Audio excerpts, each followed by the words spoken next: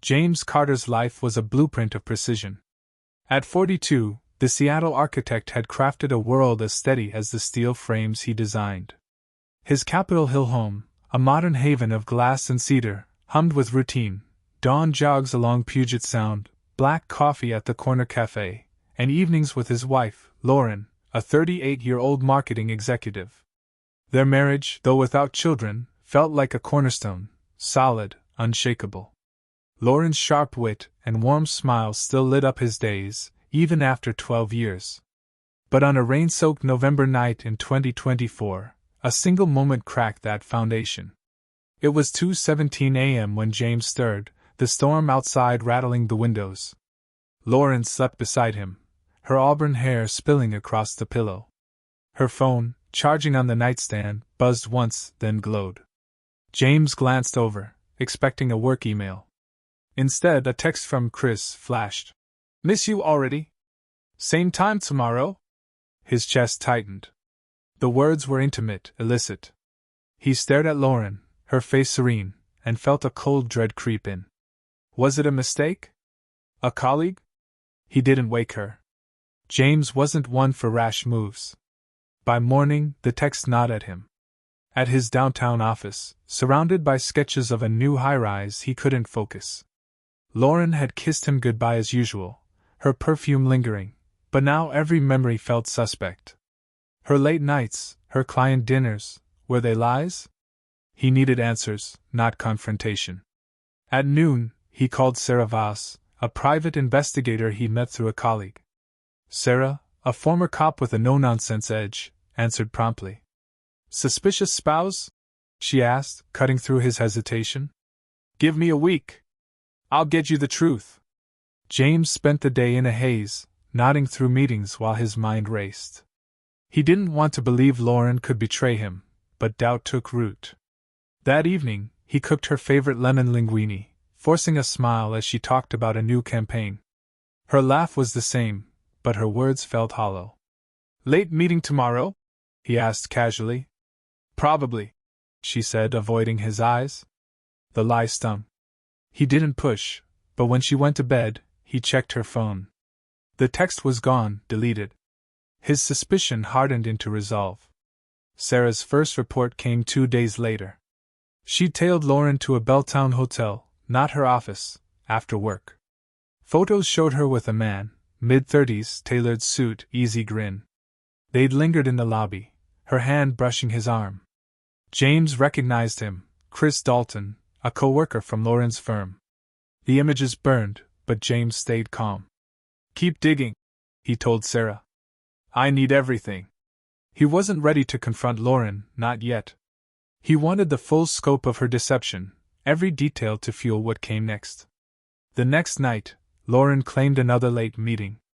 James watched her leave, her heels clicking on the hardwood. He sat alone in their living room, the city's lights glinting through the rain. Sarah called an hour later. "She's with him again," she said. "Hotel bar cozy. I'm sending more photos." The images arrived, Lauren laughing, her head tilted close to Chris's. James's hands shook, but his mind sharpened. Betrayal was a wound, but he wouldn't bleed out. He'd turn it into something else, something calculated, something just. Sleep eluded him. He paced the house, replaying their marriage. Had there been signs? Her longer hours, her guarded phone, clues he'd dismissed as stress. Now they screamed deceit. By dawn, he decided, Lauren would face consequences, but not through shouting or violence. James was an architect. He built things methodically. His revenge would be a structure of its own, lawful and devastating. He met Sarah at a diner that morning, her folder thick with evidence. "There's more," she said. "She's using a burner phone. I found it in her car." Sarah had cracked the phone's passcode, revealing texts that gutted him. "I love you," Lauren had written to Chris. "Can't wait for tomorrow." Chris's replies were cocky, possessive. Worse, Sarah discovered Chris was married, with a toddler at home. The betrayal wasn't just personal, it was a wrecking ball through 2 families. James's anger grew, but so did his clarity. He thanked Sarah and drove to work, his plan taking shape. Lauren thought she was clever, but she'd underestimated him. He'd expose her, and it would cost her everything.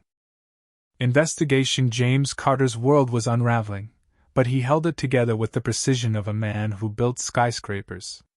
The Seattle architect, now 42, had discovered his wife Lauren's betrayal, a late-night text from Chris that burned in his mind. Lauren, 38, a marketing exec, was living a lie, and James needed the full truth before acting. His private investigator, Sarah Voss, was already on the case, her sharp instincts peeling back layers of deceit. 3 days after the text, Sarah called James to a Fremont coffee shop, sliding a manila folder across the table. "Lauren's not just cheating," she said, her voice low. "She's got a whole system." Inside were photos of Lauren and Chris Dalton, her co-worker, at a Belltown hotel, kissing in the elevator, sharing drinks at the bar. Sarah had tracked their movements, twice-weekly meetups, always under the guise of late meetings. The burner phones Sarah found in Lauren's car held worse, texts planning weekends away, calling Chris my escape. James's jaw tightened, but he nodded. "What else?" Sarah leaned in. "Chris is married. Emily Dalton, 34, schoolteacher, 1 kid. He's done this before, flings with colleagues. Lauren's not his first." James felt a surge of disgust, not just for Lauren but for Chris, wrecking 2 homes. He thanked Sarah and drove to his Capitol Hill office, the city's gray skyline blurring. His marriage was a facade, but he wouldn't let it collapse without a fight. At home, Lauren was her usual self, chatty, charming, oblivious to his suspicion. "Big pitch tomorrow," she said, sipping wine. James smiled, masking his rage. "Sounds stressful," he replied, noting her quick glance away. Every word she spoke was a brick in the wall of lies he'd soon dismantle. Sarah's next report came faster. She'd hacked into Chris's emails, finding reservations for a San Francisco trip, Lauren's name on the booking. "They're brazen," Sarah said over the phone. "But sloppy. I've got their entire trail, hotels, restaurants, even a jeweler where Chris bought her a necklace." James's stomach churned. A necklace? He'd given Lauren a sapphire pendant for their 10th anniversary, now tucked away in her drawer. The betrayal cut deeper, but it fueled his resolve. He asked Sarah to contact Emily, Chris's wife, anonymously, to gauge her reaction. If Emily knew, she could be an ally. Meanwhile, James dug into Lauren's digital life. Late at night, while she slept, he checked her laptop, finding a hidden email account. Messages to Chris were coded but clear. "Can't wait for our next project." Project. The word made him sick. He screenshot everything, building a dossier as meticulous as his architectural plans. Sarah met him again, this time at a park overlooking Lake Union. "Emily's devastated but not surprised," she reported. "She wants to meet you. She's ready to act." James agreed, arranging a discreet coffee shop meeting. Emily was soft-spoken, her eyes red from crying, but her voice was steel. "Chris cheated 2 years ago," she said. "I forgave him for our son. Not this time." James showed her the photos, texts, and bookings. Emily's hands shook, but she nodded. "I want him to lose everything, his job, his reputation. Can we do that without breaking the law?" James saw his own pain mirrored in her. "Yes," he said. "I have a plan." The gala for Seattle's homeless youth, sponsored by James's firm, was in 10 days. Lauren and Chris were keynote speakers, a perfect stage for exposure. James's firm had access to the event's tech setup, slides, screens, audio. He could plant evidence subtly, letting the truth speak for itself. Emily agreed to handle Chris privately, serving divorce papers backstage to maximize impact. James spent nights refining the plan, his office littered with coffee cups and notes. He'd embed Lauren's burner phone text in the gala's slideshow, disguised as a glitch. The messages would be anonymous but unmistakable to anyone who knew her. He tested the setup with a tech friend, ensuring it looked accidental. Doubt crept in. Would this ruin his own reputation? What if Lauren spun it against him? But Emily's resolve steadied him. He's a liar, she texted. So is she. They deserve this. Sarah uncovered one last piece. Chris had a history of workplace complaints, hushed up by his firm. If exposed, he'd be fired. James passed this to Emily, who contacted the firm's HR anonymously. The noose was tightening. At home, Lauren grew careless, leaving her burner phone in her purse. James read new texts. James suspects nothing, she wrote. The arrogance enraged him, but he stayed silent, playing the doting husband. The gala was days away, and every move was in place. He met Emily one last time, her face set with purpose. After this, I'm done with him, she said. James nodded. So am I. The storm was coming, and Lauren would never see it. The plan James Carter's life was a chessboard, and he was 3 moves from checkmate. The 42-year-old Seattle architect had uncovered his wife Lauren's affair with Chris Dalton, her coworker, and the evidence was a sledgehammer, photos, texts, a burner phone filled with lies. Lauren, 38, thought she'd outsmarted him, but James was building a trap as precise as his skyscrapers.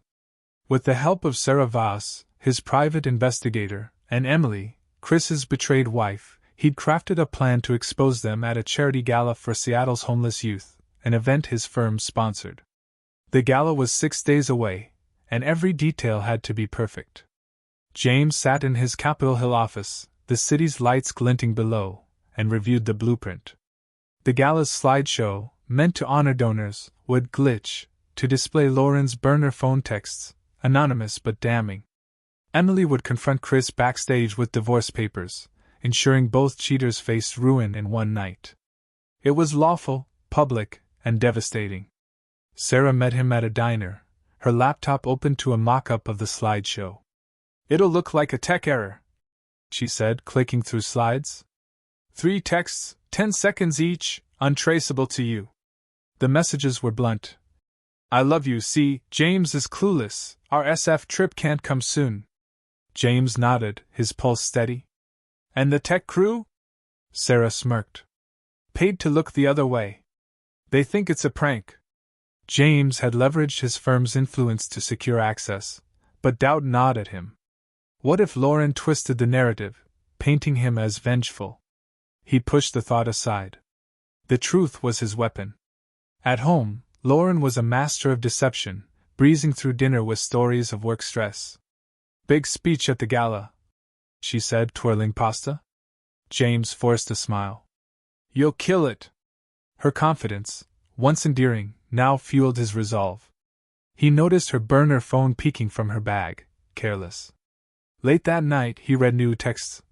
Chris, we need to be careful. James asked about my schedule.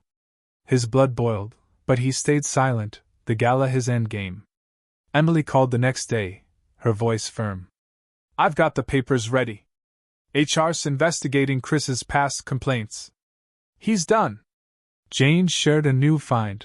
Lauren had used company funds for her San Francisco trip, a fireable offense. He sent the proof to Sarah, who forwarded it anonymously to Lauren's firm. The net was closing.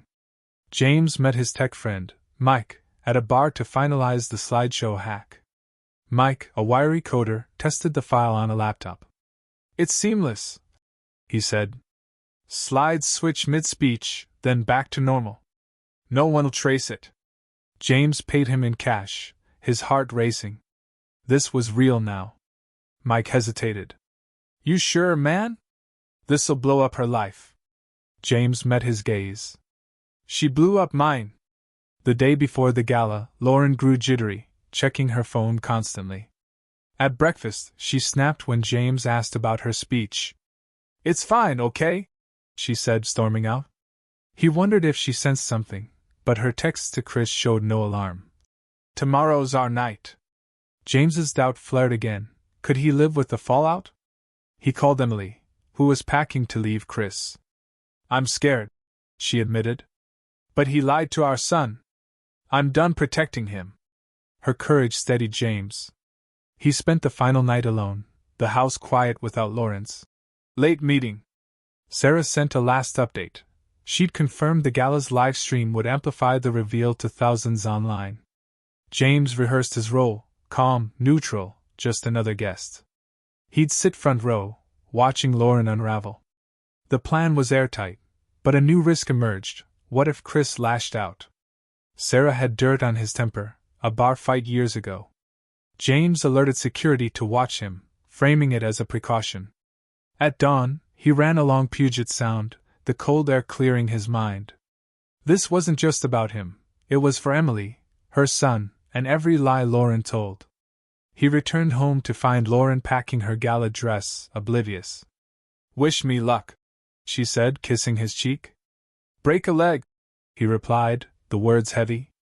As she left, he texted Sarah, "We're ready." The gala was hours away, and James Carter was about to redraw the lines of his life. Confrontation. James Carter stood at the edge of a reckoning, his plan to expose his wife Lauren's betrayal poised to unfold. The 42-year-old Seattle architect had spent weeks building a lawful trap for Lauren, 38, and her lover, Chris Dalton, with help from private investigators Sarah Voss and Chris's wife, Emily. Tonight, at a charity gala for Seattle's homeless youth, sponsored by James's firm, their lies would be laid bare.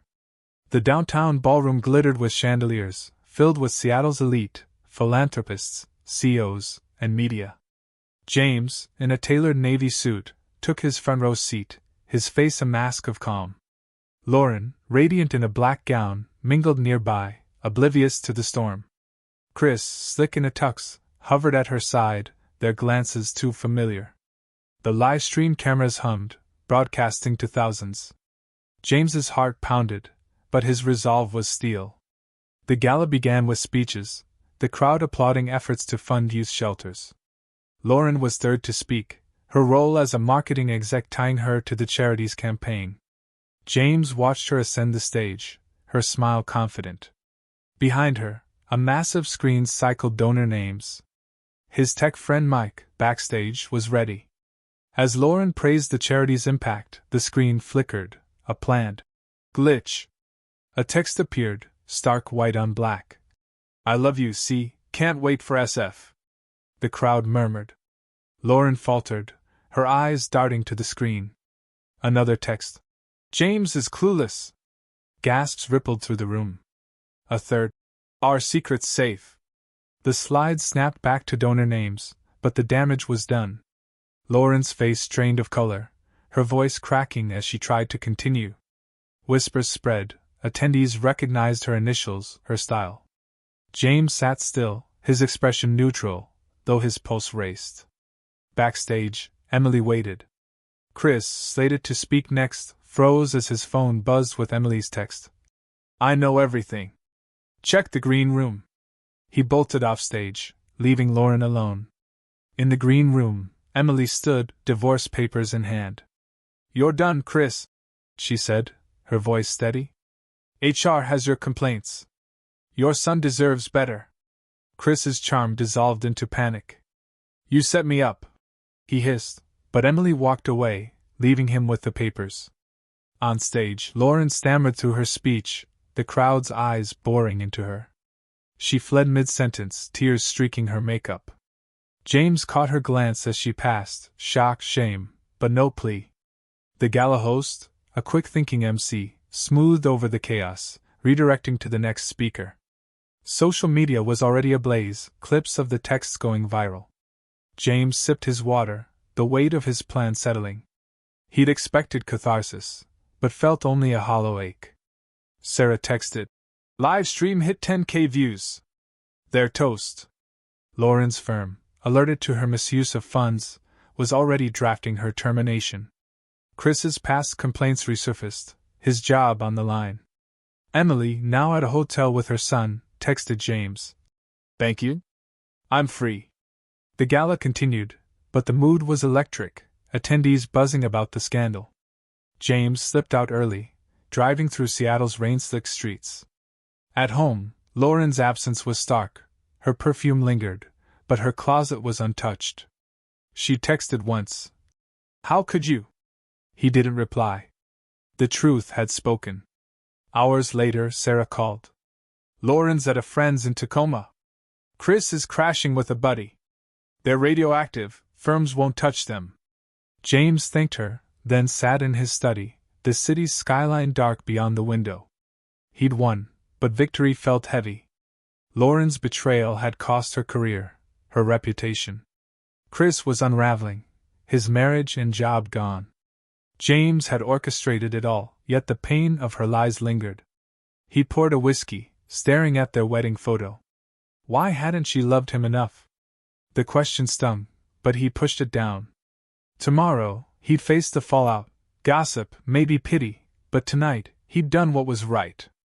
The gala had been his stage, and the truth his script. Lauren and Chris would rebuild, or not.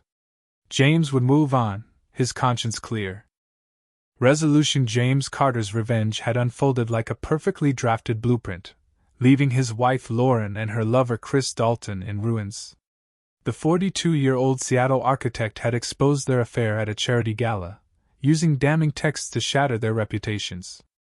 Now, as the dust settled, James faced the aftermath in his Capitol Hill home, the silence deafening without Lauren's presence. The 38-year-old marketing exec had fled to Tacoma, her career torpedoed by her misuse of company funds and the public humiliation. Chris, 35, was equally broken, divorced by his wife Emily, fired after old complaints resurfaced. Seattle buzzed with the scandal, social media clips of the galas, glitch, racking up millions of views. James, though, felt no triumph. The victory was hollow, his heart still raw from betrayal. He poured a coffee, staring at the Puget Sound horizon. Lauren's text, "How could you?" sat unanswered. He owed her nothing, yet her absence ached. Sarah Voss, his private investigator, called with an update. Lauren's laying low, jobless. Chris is couch surfing, blacklisted. You nailed them. James thanked her, but the words felt distant. He'd wanted justice, not destruction.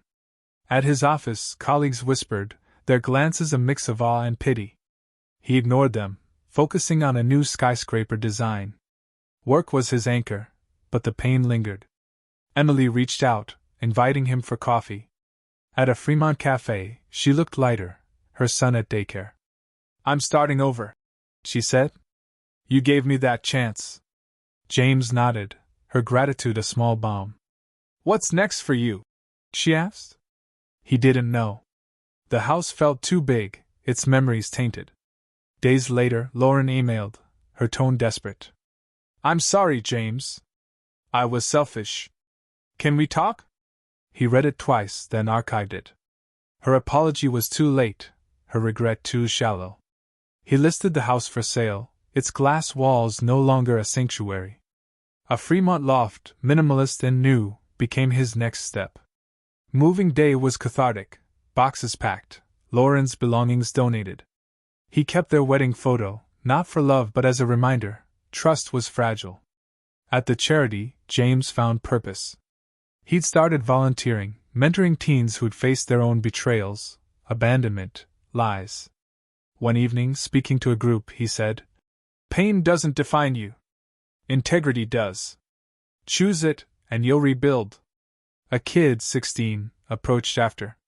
My dad left us. How do you trust again? James paused. Start with yourself. Be someone you'd believe in. The words resonated, grounding him. Months passed, the scandal fading from headlines. Lauren surfaced in Portland, working a low-level job, her ambition humbled. Chris vanished, rumors of him bartending in Spokane. James didn't care. His life was quieter now, runs along Lake Union, dinners alone, sketches late into the night. He met Emily again, her divorce final. You ever think about forgiving her? She asked. James shook his head. Forgiving doesn't mean forgetting. She made her choice.